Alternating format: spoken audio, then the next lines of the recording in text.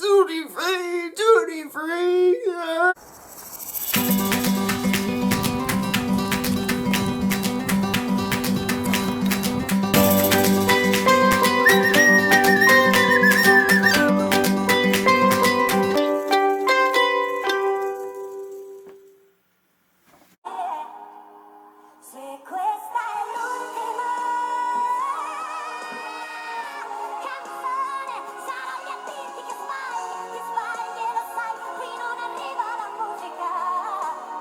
Hi here, Finss here. I'm back for another one of my independent reviews, giving my review of all the songs for Eurovision 2023 that will take place later in Liverpool.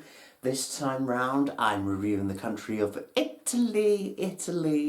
And of course, Italy did host last year's Eurovision in 2022 in Turin last year. Thank you for hosting a show. No, it wasn't all bad last year. It was a bit dramatic. There was a lot of drama. Black kinetic sun of the staging.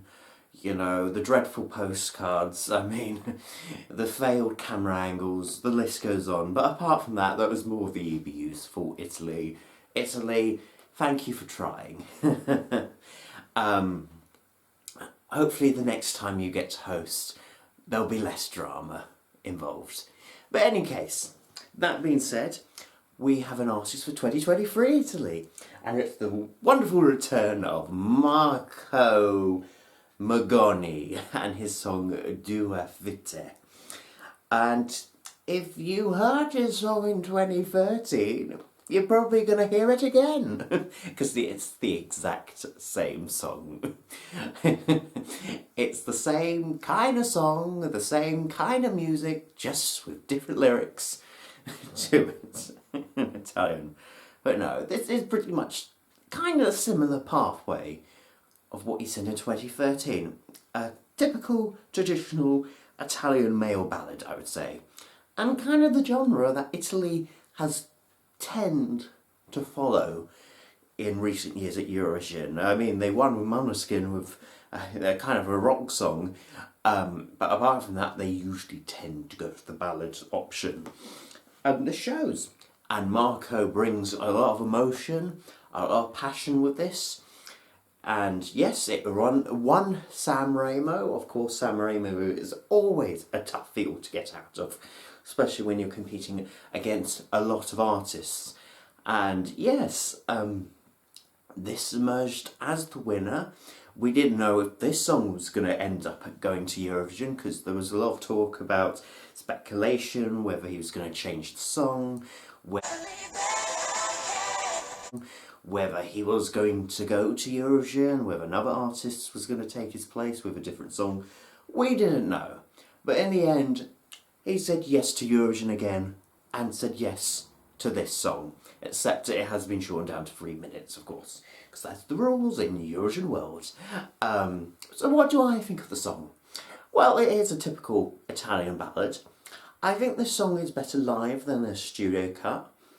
I like Marco's passion he brings to it. You can see his veins when he's really into that end of the song where he goes, ah! You really see it, you know, you really see it. He really connects to the camera. He really goes for it at the end of the song, which I like, you know. And yeah, I have to say though, for me, there is just that bit in this song that is missing. There is something missing in this song.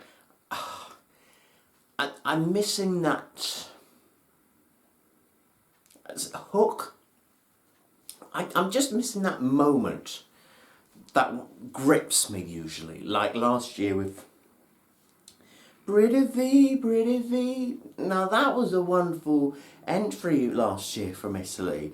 In fact, I gave that 10 out of 10 in my reviews last year, and that ended up being a wonderful host entry. I know Italy probably would have loved to place higher on the leaderboard last year, but for a host country, 6th place is actually quite incredible nowadays. So well done Italy last year, despite all the drama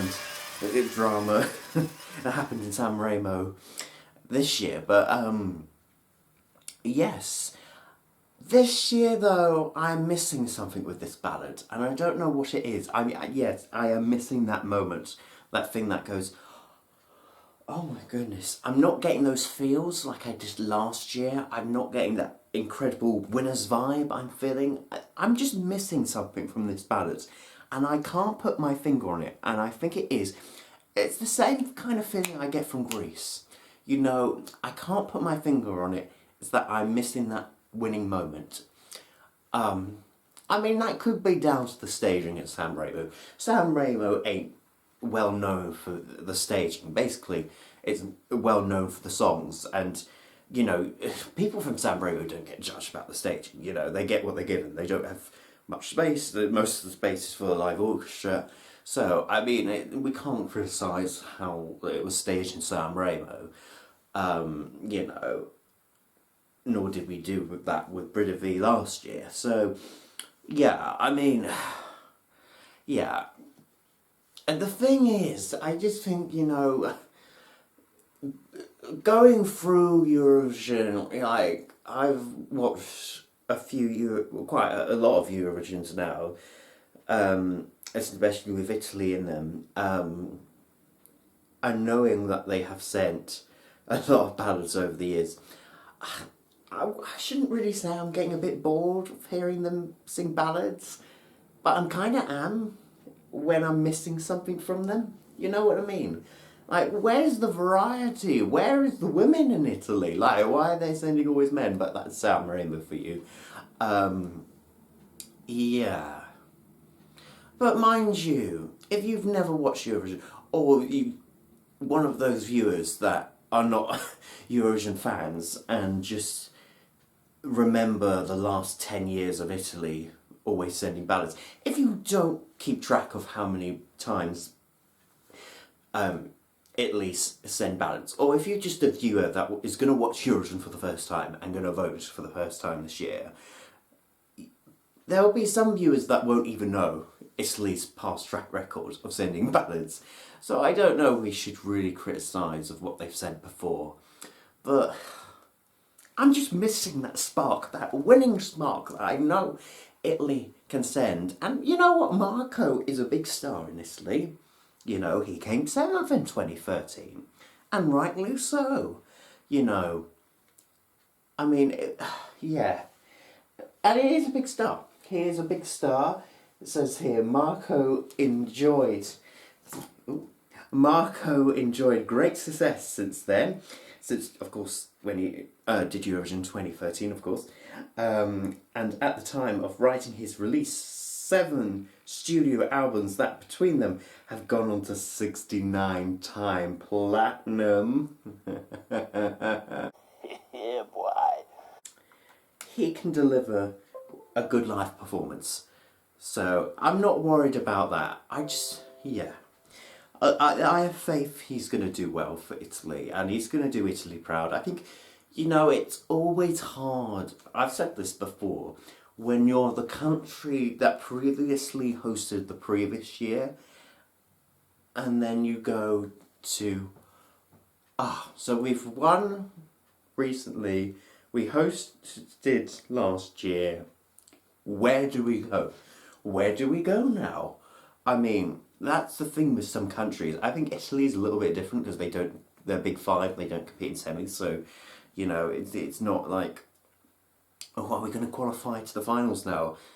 Are we going to take a back seat? Are we going to compete? Are we going to, you know, is it our turn? When will our turn be? Should we really try hard, or should we just lay back and give another country a go at winning? It is a tough one for countries that already hosted the previous year and then go, where do we go the following year? It's, you know what I mean? Some countries really struggle with that. We've seen that over the years. But yeah, Italy is going to be an interesting one considering they're Big Five and they usually tend to do well. In any case, prediction time. Well, we know Italy will qualify to the final because they are part of the Big Five, the countries that contribute the most money to the contest and therefore gets an automatic spot every year at Eurovision. I know my facts and figures. So Italy are going through to the final, but where will they finish in the final? that is the question I need to ask you and ask me.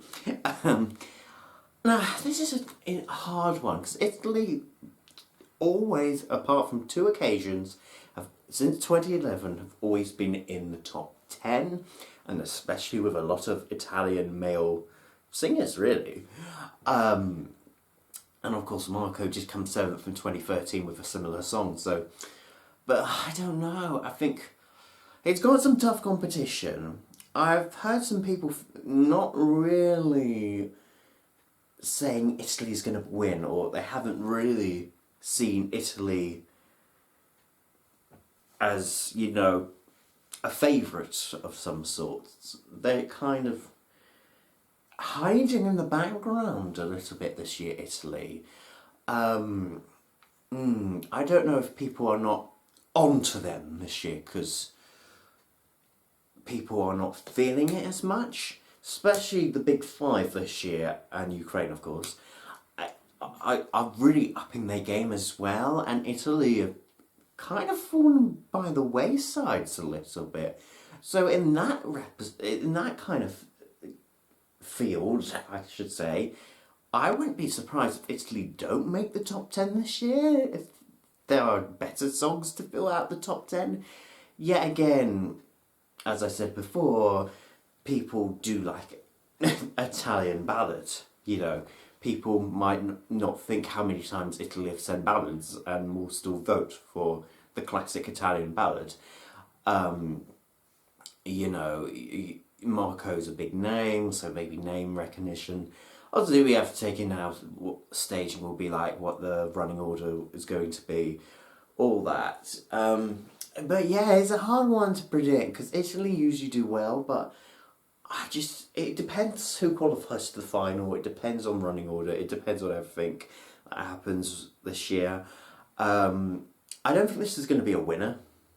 Yeah, it's not Italy's time to shine. I think, yeah, the best for Italy is to come top 10, or to come somewhere where Marco came in 2013, but I don't think it's going to finish any higher than that. I think...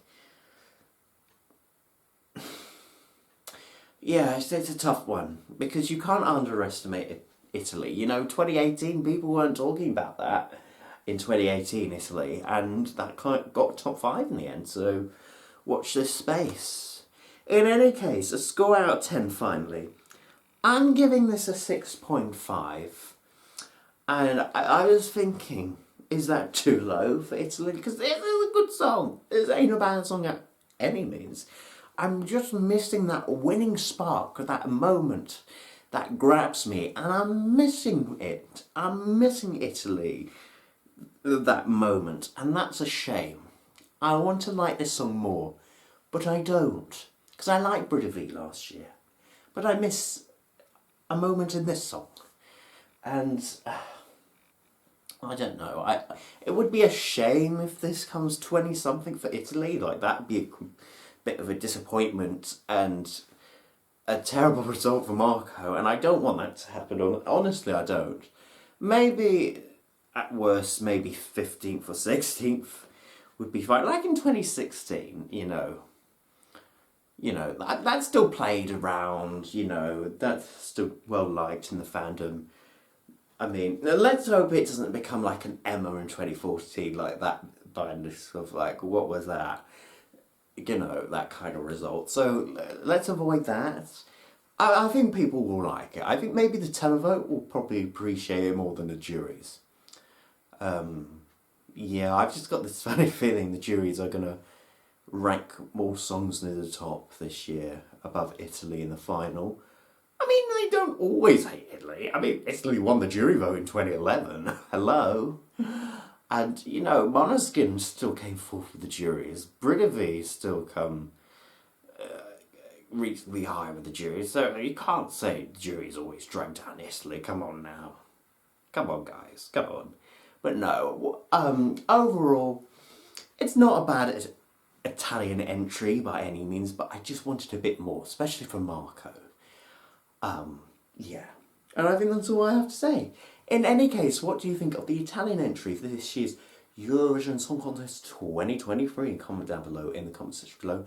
Like and subscribe to this video, and I'll be back for more content very soon. So then, goodbye, people. Goodbye. It's on the night of the fight in the night of the heaven. The side of the line. Do do do do do do. Oh, duty free, duty free. Goodbye.